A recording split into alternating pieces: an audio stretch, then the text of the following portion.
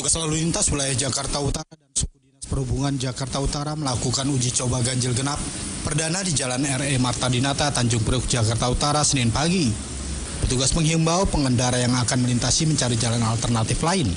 Pemberlakuan ganjil genap oleh Pemprov DKI Jakarta di Jalan Bunyamin Suhaib karena kawasan ini akan dilintasi kontingen peserta yang mengikuti Asian Games yang akan menuju ke kawasan Ancol untuk mengikuti ajang jet ski dan layar.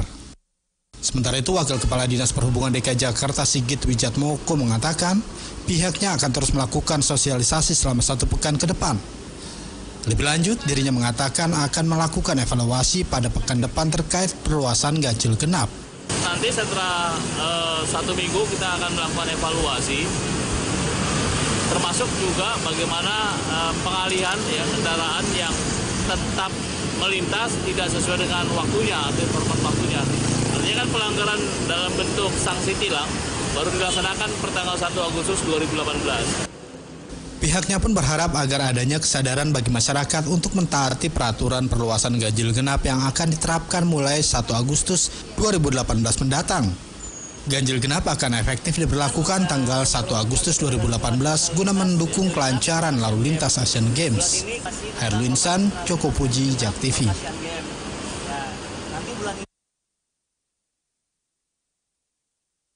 Anda, transportasi publik apa yang paling siap menjadi solusi untuk masyarakat beralih menggunakan moda transportasi umum di Jakarta? Ya mau siap ya pakai angkutan darat bus, gitu kan. Tapi kan di Jakarta ini kan tidak semua bus bisa masuk kan. Ada yang jalannya angkot-angkot itu kan, makanya ada program OKO salah satunya gitu. Ya, bisa menyasar karena jalannya mengecil-kecil gitu kan. Tapi darat ya, tapi tidak fokus pada darat juga, butuh kereta. Karena apa? Pedulinya udah banyak, udah yang mobilitas sudah di atas 10 juta ini kan. Bicara kan hanya kota Jakarta, Bodetabek ini juga banyak yang masuk tiap hari ke Jakarta. Itu juga harus dipikirin, jadi bukan hanya kita lihat Jakarta, Bodetabek ini bagaimana melayani mereka masuk Jakarta, jangan bawa kendaraan masing-masing gitu kan.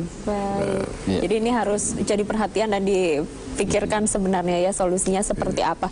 Pak Pri, ini sebenarnya ada, mumpung masih dalam tahap sosialisasi ya, ada berapa titik sih yang mengalami perluasan? Kita juga sepertinya punya grafisnya, nanti juga bisa ditampilkan Pak Pri. Ya, jadi terkait dengan perluasan kawasan pembatasan lalu lintas ganjil genap, itu dari kondisi yang ada kurang lebih itu sekitar 11 ruas. Nah kurang lebih itu secara total tuh kalau dihitung dengan panjang itu sekitar 37 km. Itu masih kecil banget kalau dibandingin dengan panjang ruas jalan yang ada di DKI, Pak. Itu sekitar 72 gitu kan. 7.200. Titik vital. Ya, betul. Dan di sini juga kita dalam rangka uji coba ini kita juga melakukan titik-titik pengawasan kurang lebih sekitar 49 titik pengawasan, terutama yang ada di persimpangan-persimpangan. Nah, di samping grafisnya, rute perluasannya. Iya, di samping kita juga melakukan pengawasan-pengawasan terkait dengan jalan-jalan alternatif. Ya, jadi tidak hanya kawasan yang ganjil genap juga, dan kita juga melakukan pengawasan di jalan alternatif. Sebelum ke jalan-jalan alternatif, Pak Pri, ini apakah ada rute jalur Transjakarta juga yang mengalami perubahan? Kalau untuk yang terang line atau yang koridor utama Transjakarta atau BRT itu tidak ada. Tapi kalau untuk feeder, nah itu kita akan update, dalam arti kata tergantung daripada situasi nanti hasil daripada evaluasi. Baik, yang artinya tadi, belum final, belum diputuskan. Kalau untuk yang saat ini menjelang uji coba minggu pertama kita sudah, yang tadi saya sebutkan sekitar 26 feeder layanan untuk para penumpang. Nanti sambil kita evaluasi mungkin ada beberapa yang perlu kita modifikasi, istilahnya gitu. Jadi masih akan dilakukan perubahan-perubahan sesuai hasil di lapangan. Hasil evaluasi. Tadi disinggung sedikit soal jalur alternatif. Apakah ini juga sudah dipasang rambu-rambu lalu disosialisasikan dan ada petugas dari Dinas Perhubungan atau polisi? Kalau untuk yang tahap awal kita sudah melakukan sosialisasi dengan memasang spanduk-spanduk. Itu dari spanduk-spanduk dan beberapa flyer ke media massa dan terutama media sosial. Nah, dari situ baru kita sekarang ini mulai tanggal 2 kita terjun ke lapangan dengan melakukan pemantauan langsung di lapangan. Baik itu yang tadi bagian kawasan daripada ganjil genap maupun yang jalur-jalur alternatif. Dan itu juga dilakukan penempatan-penekatan petugas, khususnya dari Dinas Perhubungan dan tambahannya itu dari jajaran samping yaitu Polri. Gitu. Dari tadi yang saya sebut tadi 49 titik tadi. Pak Joko, ini kan sebenarnya sosialisasinya seperti memasang spanduk dan sebagainya sudah dilakukan. Tapi tadi kalau kita lihat di tayangan sebelum kita mulai perbincangan, bingung nih lewat mana menjawab pertanyaan-pertanyaan seperti itu. Sebenarnya apakah artinya masyarakat kurang teredukasi atau media-media sosialisasinya kurang menurut Anda? Kurang dan tidak relatif juga ya. Kita itu kadang-kadang kalau belum disentuh bener itu belum lah gitu kan. Pemberitaannya kan sebenarnya sudah sebulan yang lalu lah. Saya sudah tahu itu kan kita sering diskusi. Cuman kalau nggak disentuh, ini dikasihkan, berarti beneran gitu kan. Nah memang selain bentuk yang umum, juga kadang perlu sentuhan tadi diberikan ini loh. Sebenarnya seperti ini. Nah dia jadi sadar. Jadi dengan sentuhan itu, berarti ini benar serius sekali ini kan. Nah dengan serius itu dia ya mikir juga. Apalagi ini minggu pertama ini adalah bentuk sosial umum ya. Mungkin ini juga Pak Pri, bukan hanya pagi, mungkin siang juga ada ya. Ada Pak. Terus ya, terus itu yang penting. Jadi bukan hanya pas pagi aja, maaf aja disorot kamera ada wartawan, enggak kan. Nah, jadi ada, itu harus secara masif diberikan biar masyarakat itu benar, oh ya ini kerja yang serius, besok berikan lagi. Mungkin hari ini berikan, saya sudah dapat loh. Nah berarti sudah dapat. Terus menerus seperti itu ya. Bisa jadi orangnya baru lagi ya. Terus saja, saya kira 1 minggu, nanti minggu kedua dilihat perkembangannya. Ini kan jalur alternatif sudah disiapkan. Biasanya jalur alternatif kan namanya juga alternatif ya. Aksesnya tidak terlalu lebar jalannya, atau mungkin membuat pengendara harus berputar lebih jauh daripada jalur biasanya. Apakah ini nih akan menumbuhkan kesadaran masyarakat beralih ke transportasi publik menurut Anda, Pak Joko? Sebenarnya kan upaya ini adalah upaya orang untuk beralih ke public transport sebenarnya. Alternatif itu artinya mungkin pada saat kondisi tertentu dia harus membawa kendaraan pribadi. Tapi kalau cuma dia kerjanya di kantor, dihitung-hitungnya dia lebih murah dan lebih praktis, ya udah menggunakan aja angkutan umum gitu kan. Selama ini mungkin dia masih pribadi, udahlah menyadarkan mereka bahwa cuma hanya satu tempat, kemudian tidak kemana-mana, sore pulang lagi, udah gunakan saja gitu kan. Tapi kan pemerintah tidak hanya itu, tidak bisa berharap semuanya mesti adalah orang mau tetap menggunakan kendaraan pribadi karena aktivitasnya mungkin berpindah-pindah gitu kan. Nah itu kan diberi tuntunan, ini loh daerah-daerah yang bisa digunakan gitu. Tapi pada intinya tadi mengajak orang beralih menggunakan angkutan umum, intinya di situ. Baik Pak Pri, ini tadi dikatakan di awal sebelum kita jeda kalau kendaraan yang tidak terdampak salah satunya adalah transportasi umum plat kuning. Betul. Artinya termasuk taksi konvensional? Termasuk. Baik.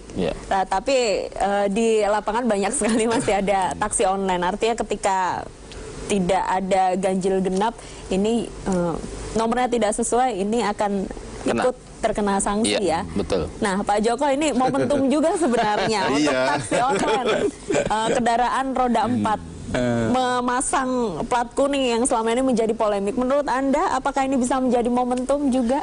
Iya, saya kira dari PM 108 salah satunya kan harus ada tanda ya. Nah, kalau mungkin online nanti kalau mau menggunakan ya pasang saja stikernya, gitu kan. Nah, kalau dipasang stiker kan dia boleh. Baik, artinya stiker aja udah boleh nih Pak Pri? Udah, sebagai penanda dia kan. Stiker saja, tidak harus dengan plat warna kuning? Enggak. Baik. Kalau yang online ya?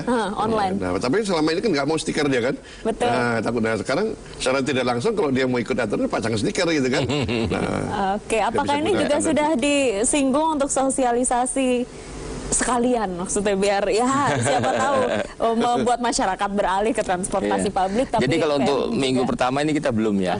Nah mungkin nanti itu sebagai masukan kita bahan untuk evaluasi di minggu pertama. Nah mungkin nanti bagaimana menerapkan untuk ke minggu kedua dan minggu seterusnya, gitu. Sampai nanti ada penetapan kan, sudah pasti itu kan penetapan terkait dengan dasar hukum lah, gitu.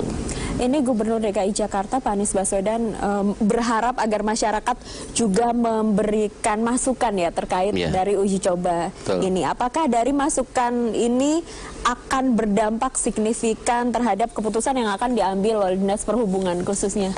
Ya, dalam hal ini Dinas Perhubungan sebagai instansi atau SKPD yang melakukan evaluasi terkait dengan penerapan ganjil genap, kita akan membuat beberapa masukan dan evaluasi. Nah dari evaluasi mungkin kita akan sampaikan itu beberapa alternatif atau opsi-opsi terkait dengan itu. Dan sudah pasti keputusan itu ada di Pak Gubernur, dalam hal ini pemimpin daerah.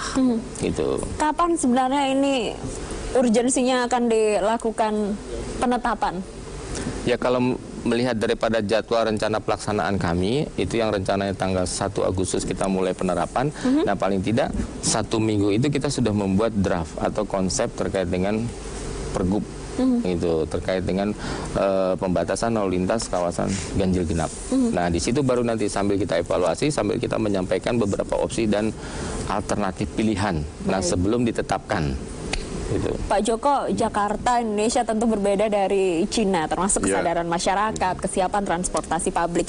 Analisa Anda, 1 Agustus nanti ketika ini benar-benar sudah diterapkan, apakah semua sudah siap, baik aturannya, regulasinya sudah jelas, petugas-petugas di lapangan, rambu-rambunya, termasuk kesadaran masyarakat?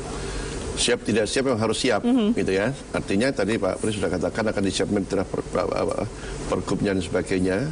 Kalau tidak, kita kan tamu itu terlalu banyak internasional ke Indonesia. Dia mesti gini, media Indonesia kalau keluar negeri mesti ada cerita transportasi negara itu kan.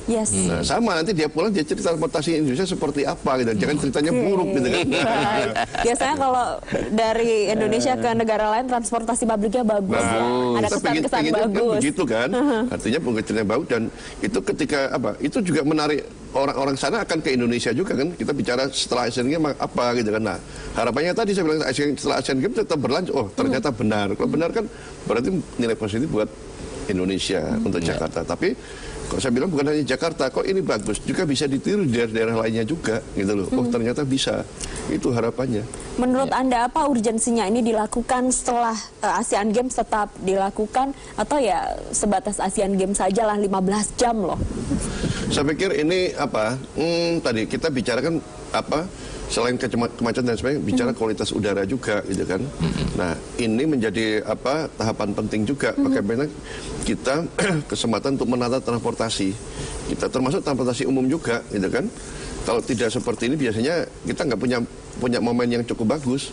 Nah, kalau yang lainnya kan agak susah. Baru terapi sedikit sudah demo sana sini. Nah ini kan kita udah kebersamaan, tidak melihat siapapun, tapi ini demi kepentingan bersama gitu kan. Nah ini kalau bisa ya mungkin setelah Asian Games tambah lagi wilayahnya, kalau bisa ya satu wilayah akhirnya. Dan saya tadi Pak Pri sudah katakan perdanya juga sudah ada gitu kan. Jadi tidak salah juga. Pak Pri, walaupun perdanya sudah ada, sudah disiapkan dan tidak salah, apakah mungkin ini juga akan segera dilakukan setelah usai Asian Games? Masih akan terus dilakukan ganjil genap 15 jam di jam kerja?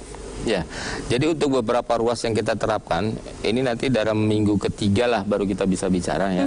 Mungkin ada beberapa ruas yang sifatnya tidak full day atau 15 jam. Nah mungkin ada beberapa ruas yang sifatnya full day.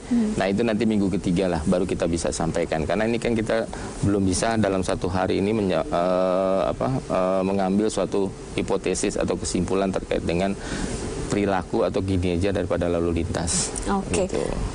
Karena ini masih sekali lagi dalam tahap sosialisasi, himbauan apa yang akan disampaikan oleh Anda dari Disub kepada masyarakat? Tadi kalau kita lihat wawancara pengguna jalan banyak sekali yang masih bingung harus lewat mana, terus kendaraannya boleh lewat atau tidak. Iya. Nah, jadi himbauan kepada masyarakat terkait dengan kebijakan ini dalam intinya adalah kita ingin men-trigger atau menghimbau para pengguna angkutan umum tuh para pengguna kendaraan pribadi beralih ke angkutan umum. Nah, sambil jalan paralel kita juga dalam pembangunan akan menyediakan MRT, akan tersedia dengan LRT. Mungkin ada beberapa kebijakan-kebijakan pembatasan terkait dengan penerapan ERP. Nah, dari situ mungkin akan terjadi shifting antara dari kendaraan pribadi menuju ke angkutan umum. Nah, harapannya dengan demikian berarti otomatis indikator volume berbanding kapasitas ya itu bisa tercapai. Dengan demikian berarti otomatis rata-rata kecepatan ruas jalan yang ada di DKI itu juga akan tercapai. Karena ini juga merupakan indikator dari KPI kita, Pak. Itu. Dan satu lagi mungkin pesan, ini event-event internasional yang benar-benar boleh dibilang 50 tahun kita belum tentu ngadepin lagi Asian Games, Pak ya. Jadi ini mungkin tidak hanya tanggung jawab Disub, kepolisian, mungkin sektor-sektor transportasi lain ya juga mungkin menghimbau kepada masyarakat dan warga ya untuk sama-sama memaklumi kondisi dan mentaati daripada kebijakan ini. Pak Joko, terakhir ini ini ada anggapan di masyarakat kalau sistem ganjil genap ini malah membuat masyarakat buat nyetok mobil nih Pak. Ada yang ganjil, ada yang genap dipakai di jam ganjil dan genap. Apakah betul seperti itu kondisinya di Jakarta? Bisa jadi seperti itu. Ya, memang idealnya kalau kita bisa menggunakan electronic road pricing, tapi ini masih proses ya. Tapi tidak apa-apa. Ini proses yang berjalan juga. Saya pikir ini adalah langkah beberapa langkah yang sudah berjalan. Harapannya ya bisa sesuai dengan tujuannya. Baik. Dan ini kita kan menjual Indonesia ke depan, ya biar perhatian internasional, oh Indonesia itu bisa loh melakukan perubahan, gitu kan? Citranya lebih baik. Nah, citra penting untuk menjual Indonesia sehingga nanti banyak turis ke Indonesia juga kita juga bisa mendapat keuntungan dari proses itu. Terima kasih Pak Joko, terima kasih Pak Pres sudah berbincang bersama kami. Pemirsa, kami masih punya banyak informasi menarik lainnya bersama rekan Wahyu Diritonga dan Lulu Klukbiati di Studio 1 Jak TV. Kembali ke teman-teman. Baik, terima kasih rekan Ayu Warani dari Studio 2 yang telah membahas ganjil genap Asian Games 2018. Ya, dan kami masih memiliki informasi menarik lainnya, tapi kami akan kembali usai jeda pariwara. Tetaplah bersama kami di Newsroom Jak TV.